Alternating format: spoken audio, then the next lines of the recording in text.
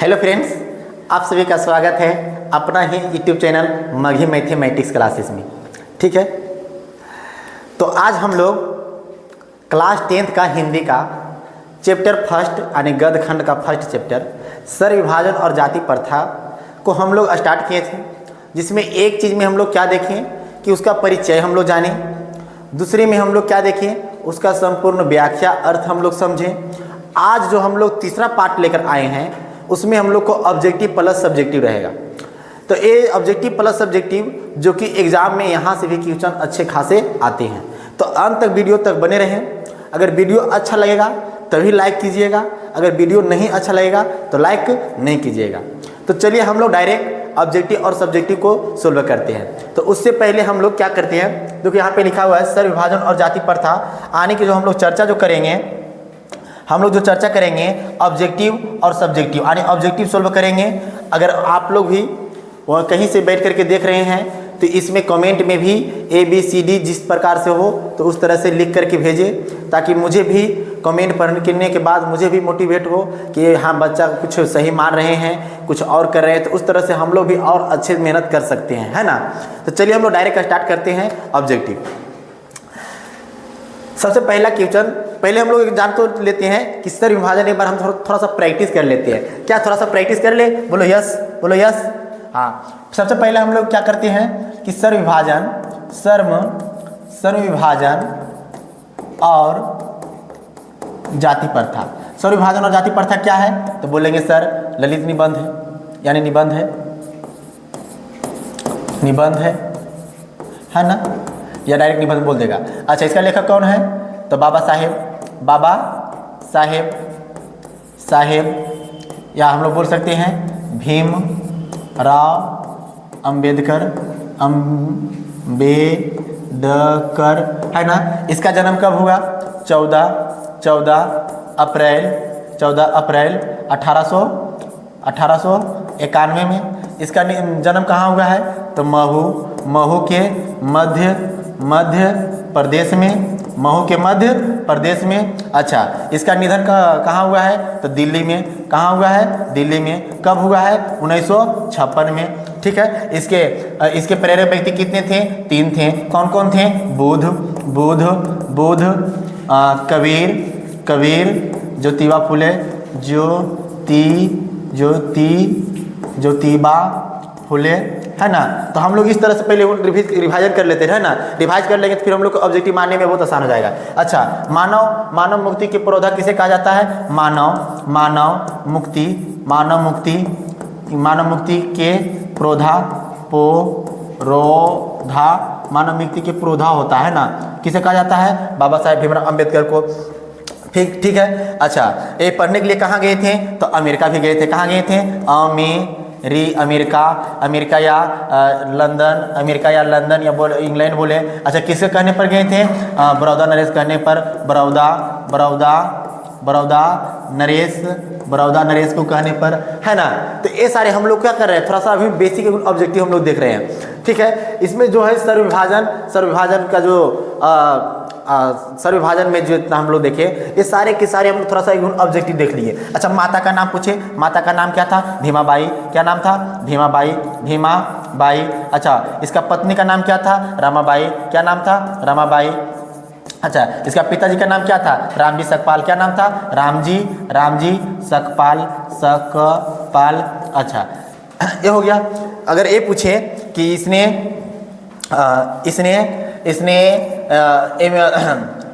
इसका शादी कब हुआ था? तो 1906 में। अच्छा, मैट्रिक एग्जाम कब दिया था? 1907 में, है ना। तो इस तरह से हम लोग थोड़ा सा ऑब्जेक्टिव को क्या किए, देख लिए।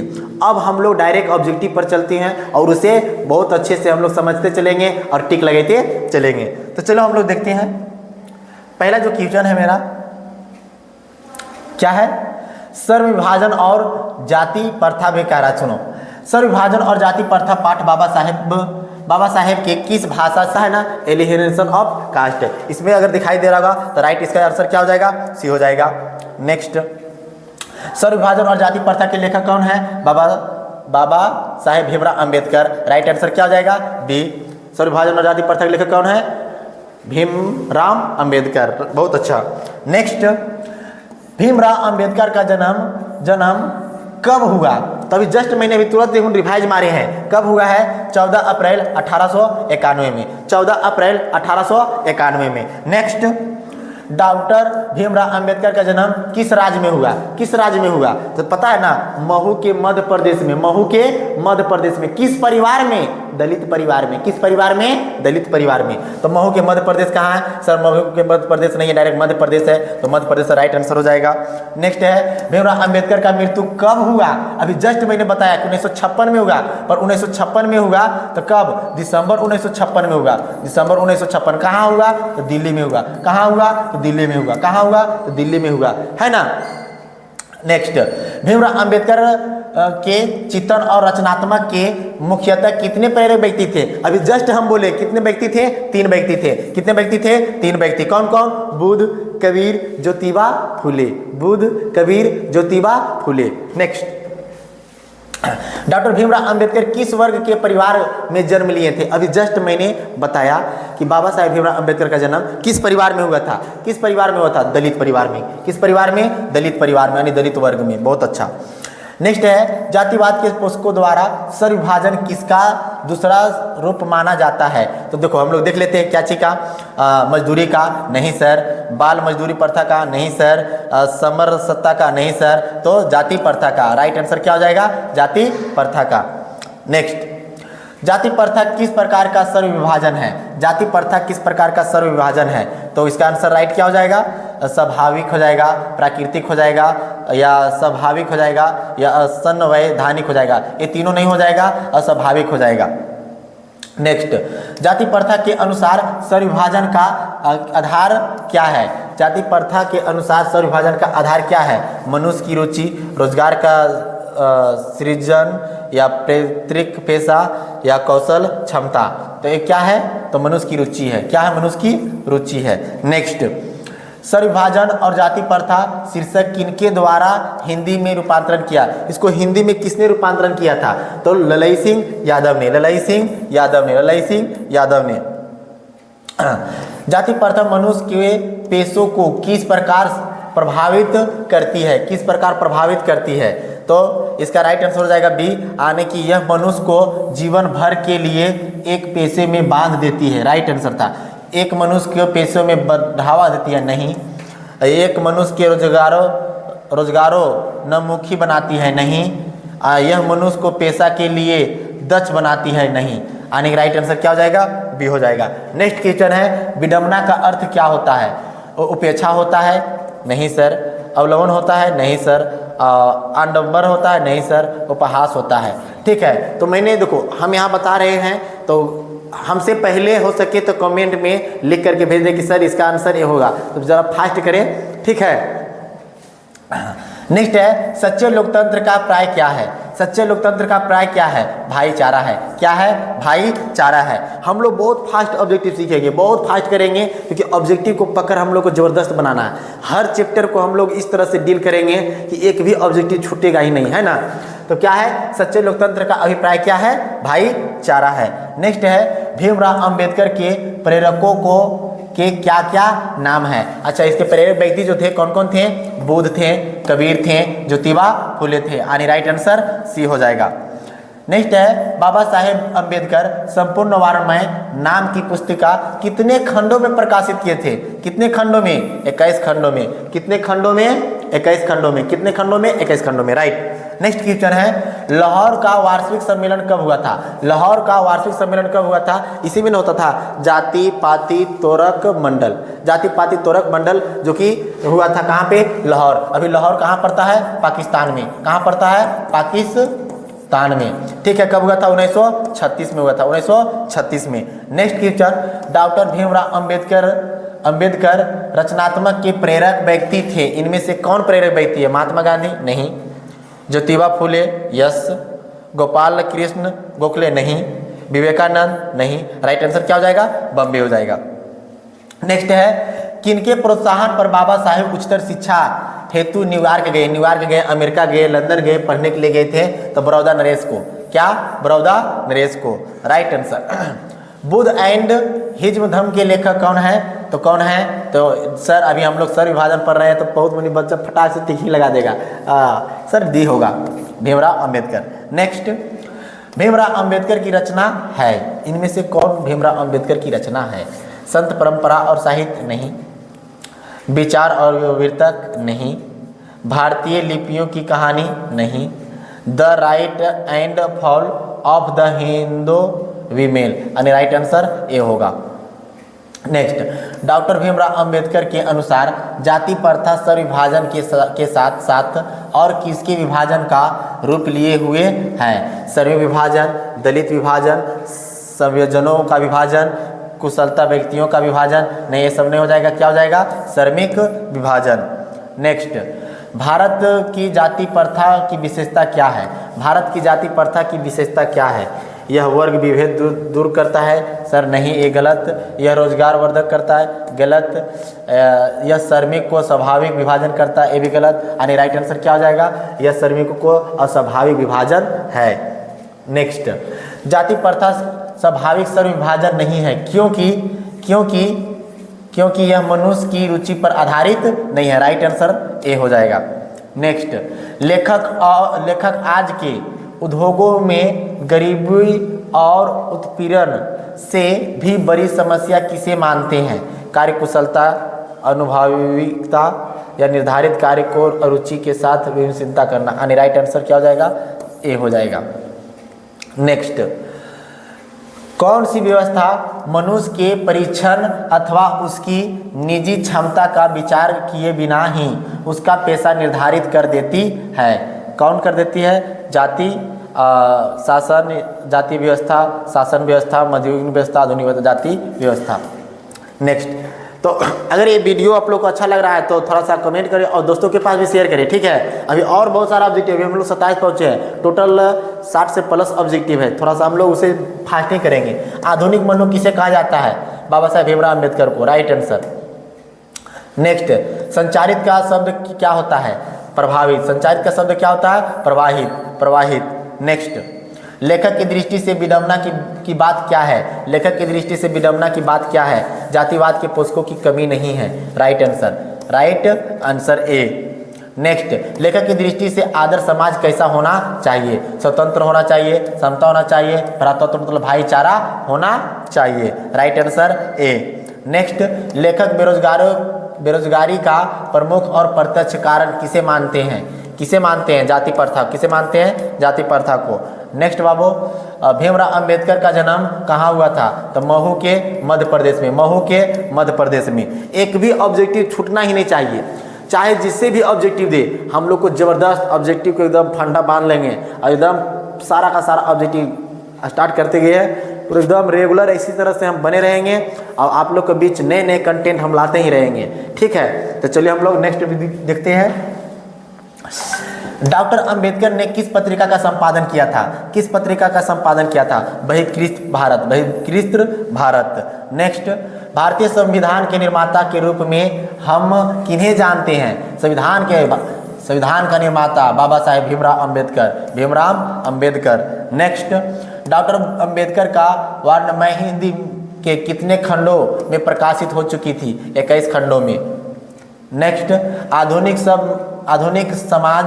सभ्य समाज कार्यकुशलता के लिए किसे आवश्यक मानता है? कार्यकुशलता के लिए सर्वविभाजन के कार्यकुशलता। अगर सर्वविभाजन कर देगा तो आंसर हो जाएगा कार्यकुशलता कर दिया तो आंसर क्या हो जाएगा? सर्वविभाजन, right answer A. Next, doctor Bhimrao Ambedkar के पिता का नाम क्या था? Ramji Sakpal, right answer Bombay. Next, doctor Bhimrao Ambedkar के माता का नाम क्या था? Bhimabai, right answer Delhi. Next, doctor Bhimrao Ambedkar ने पीएचडी की उपाधि कब प्राप्त की है? 1916 में। कब? 1916 में। Next, the caste in India where mechanism किनकी रचना है? बाबा साहेब भीमराव अंबेडकर का, राइट आंसर ए हो जाएगा। मुकनायक क्या है? एक पत्रिका है। मुकनायक क्या है? एक पत्रिका। एग्जाम में क्वेश्चन पूछा हुआ है, मुकनायक क्या है? तो मुकनायक क्या है? एक पत्रिका है। नेक्स्ट क्वेश्चन, आधुनिक समाज की कार्यकुशलता के लिए किसका आवश्यक माना जाता है? कार्यकुशलता कहा तो हम क्या बोले थे? कार्यकुशलता के लिए सर्वविभाजन, कार्यकुशलता नहीं ना, तो इसका आंसर सर विभाजन हो जाएगा। ठीक है। जाति प्रथा भारत में क्यों एक प्रमुख और प्रत्यक्ष कारण बना हुआ है? बेरोजगारी के लिए।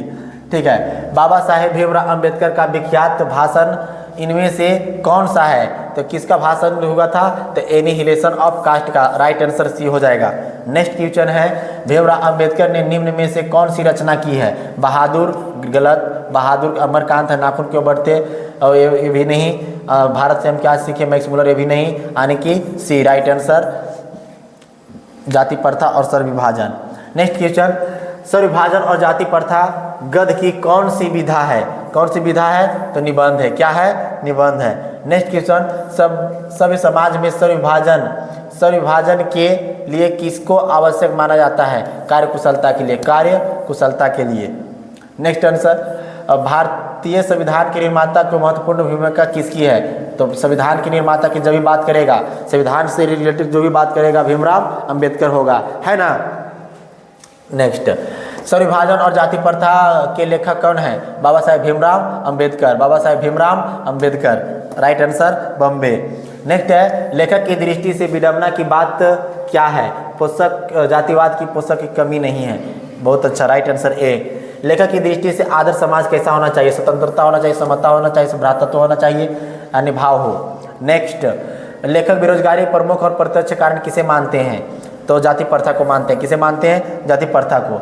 आधुनिक सभ्य समाज कार्यकुशलता के लिए किसे आवश्यक माना? सर विभाजन। किसको माना गया? सर विभाजन। राइट आंसर ए।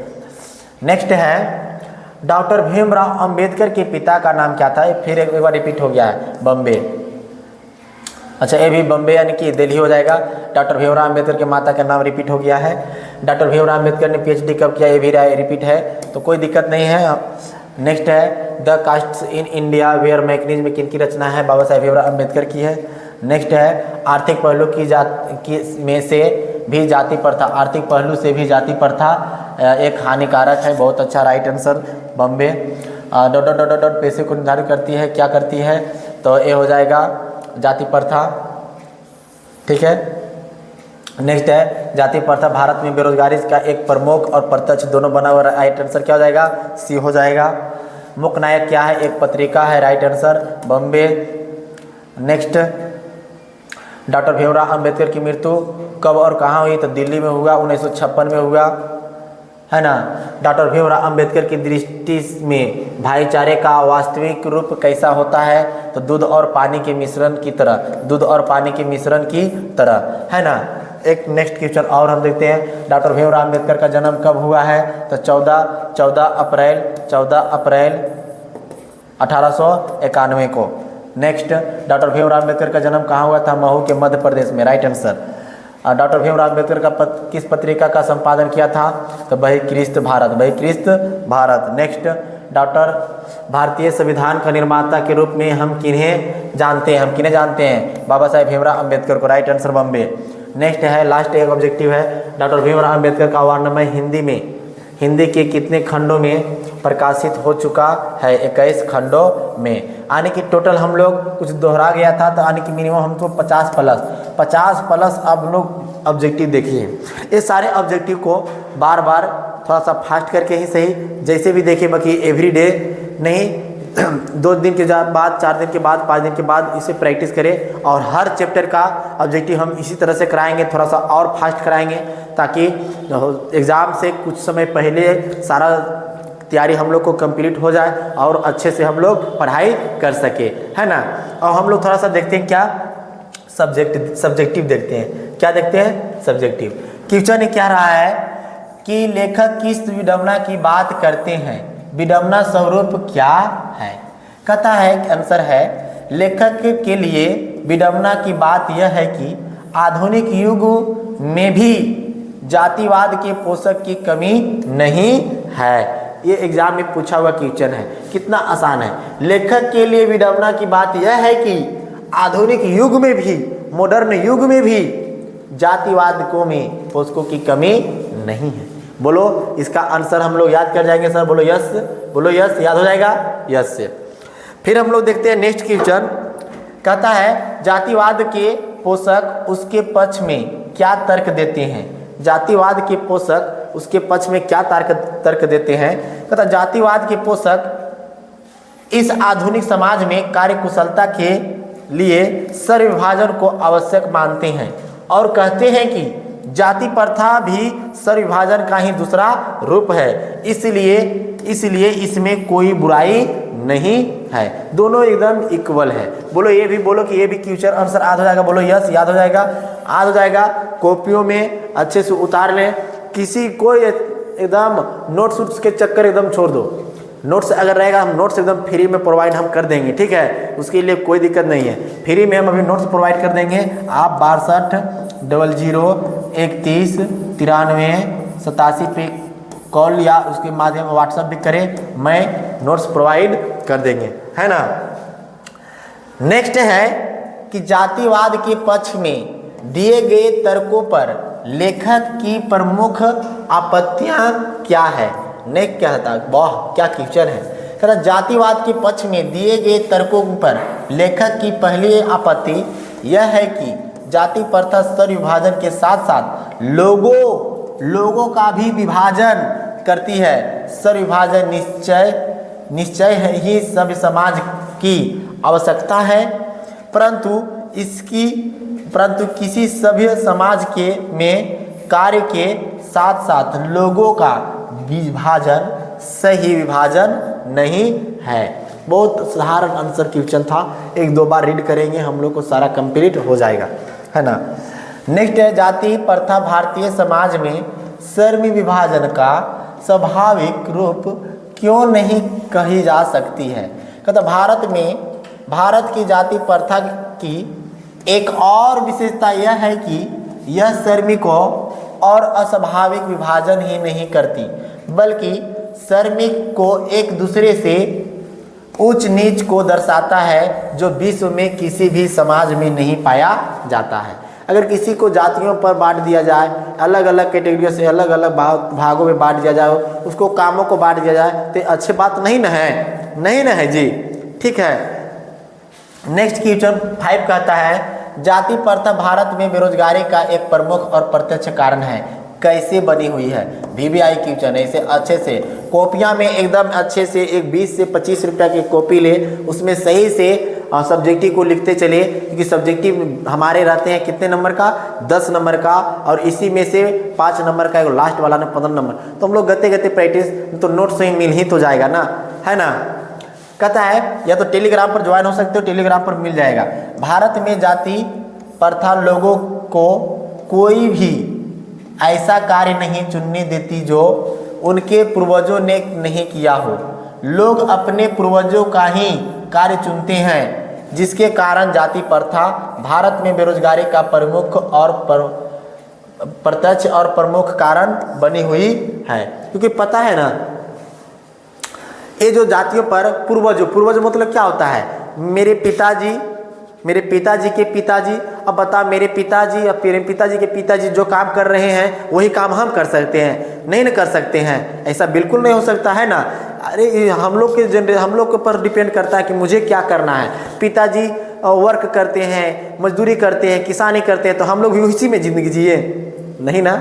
अरे हम लोग खुद सोचेंगे, हम लोग खुद अपने आप में एक अलग सोच करके चलेंगे कि मुझे क्या करना है, ठीक है। पता है ना चीन में पता है ना जी, 10 साल में अपना पैर पर खड़ा हो जाता है, तो हमारे भारत के लोग बोलेंगे सर उस चीन था 10 साल में खड़ा हो गया। पता है भारत है 21 साल में खड़ा हो जाता है। अरे बाबू वो 1 साल में हम बोलने की बात नहीं किए हैं, 1 साल में वो पैर पर खड़ा होने का मतलब खुद का अपना हैंडल करने के लिए जान लग जाता है, ठीक है, समझ जाओ। खुद को मेहनत करो, मेहनत। तो हेलो बच्चों, किसी कारणवश से वीडियो को मुझे काटना पड़ा क्योंकि लाइन चल गया था, तो वीडियो नहीं बन पाया, अंधेरा हो गया था। तो चलिए हम लोग फिर से स्टार्ट करते हैं। आने की 6 से हम लोग को वीडियो नहीं 8 तक पहुंच पाया था। कहता है 6 में कह रहा है लेखक आज के उद्योगों में गरीबी और उत्पीड़न से भी बड़ी समस्या किसे मानता है और क्यों। सबसे मस्त क्वेश्चन है, बहुत ही मस्त क्वेश्चन, लाजवाब क्वेश्चन है। कहता लेखक गरीबी और उत्पीड़न से भी बड़ी समस्या जाति प्रथा को मानते हैं। क्योंकि जाति प्रथा लोगों का उनके स्वभाव के अनुसार कार्य चुनने की अनुमति नहीं देती है। क्योंकि पता है ना, जाति प्रथा के अनुसार पता चल जाता है कि तुम इस जाति से हो, उस जाति से हो, तो उसको कार्यों में अनुमति फिर नहीं दिया जाता है। नेक्स्ट क्वेश्चन हम लोग देखते हैं। कहता है लेखक ने पाठ में किन प्रमुख पहलुओं से जातिवाद यानी जाति प्रथा को एक हानिकारक प्रथा का रूप दिखाया है। कहता है इस पाठ में लेखक ने कई पहलुओं से जाति प्रथा को एक हानिकारक प्रथा बताया है, जिससे आर्थिक और रचनात्मक पहलू प्रमुख है। ये भी क्वेश्चन मस्त था। पहले क्या कहा, इस पाठ में लेखक क्या करता है कि कई पहलुओं को जाति प्रथा को एक हानिकारक प्रथा बताया है, जिसमें से आर्थिक और रचनात्मक पहलू भी प्रमुख है। ये 7वां क्वेश्चन था। और एक हम लोग को लास्ट क्वेश्चन था, जो कि एक क्वेश्चन बहुत मस्त क्वेश्चन है, VVI क्वेश्चन है, इसे बहुत अच्छे से याद कर जाएंगे। सच्चे लोकतंत्र की स्थापना के लिए लेखक विशेषताओं का आवश्यक माना है। कहता आवश्यक माना। कहता है लोकतंत्र की स्थापना के लिए लेखक ने लोगों के बीच दूध और पानी के मिश्रण जैसा भाईचारा को आवश्यक माना है। सबसे मोस्ट क्वेश्चन ये था। तो आज यहाँ तक हम लोग को कंप्लीट हो गया। और इसके बाद नहीं है, हम लोग सब्जेक्टिव को देख लिए, हम लोग ऑब्जेक्टिव देख लिए, है ना, हम लोग ऑब्जेक्टिव देख लिए, हम लोग थोड़ा सा इसका परिचय भी जान गए थे, इस चैप्टर का परिचय। फिर हम लोग क्या देखें, तो बुक का अर्थ हम लोग पढ़े, बुक भी रीड किए। तो आने की एक चैप्टर में हम लोग एक चैप्टर का 3 वीडियो बनाते हैं, जिसमें पहला में परिचय रहेगा, सेकेंड में उसका अर्थ रहेगा, और थर्ड में ऑब्जेक्टिव प्लस सब्जेक्टिव दोनों रहेगा। तो बोलो कि आज का ये वीडियो कैसा लगा। अगर आज का ये वीडियो अच्छा लगा हो, आज का ये वीडियो अगर अच्छा लगा हो, तो अपने दोस्तों के पास फ्रेंड के पास FRIENDS फ्रेंड्स के पास क्या करें, शेयर करें, है ना, शेयर करें। और फिर प्रयास रहे कि अधिक से अधिक अपने दोस्तों को इसमें जुड़ने का प्रयास करवाएं, ताकि जिस तरह से बच्चे लोग को कमेंट आएगा, तो थोड़ा सा हम लोग को भी पढ़ाने का थोड़ा सा अलग लुक, अलग अंदाज। क्योंकि बच्चा लोग जब कमेंट करता है, जब उस कमेंट को पढ़ते हैं, तो कुछ और भी तरह से उसे डील करने का मौका मिलता है। तो ठीक है, आज का वीडियो हम लोग को यहीं तक रखते हैं। फिर हम लोग नेक्स्ट वीडियो में मिलेंगे। तब तक के लिए thank you so much watching this video. जय हिंद।